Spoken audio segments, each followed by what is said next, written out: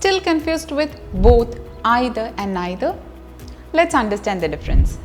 Both means two things together. നമ്മൾ മലയാളത്തിൽ രണ്ടും എന്ന് പറയും.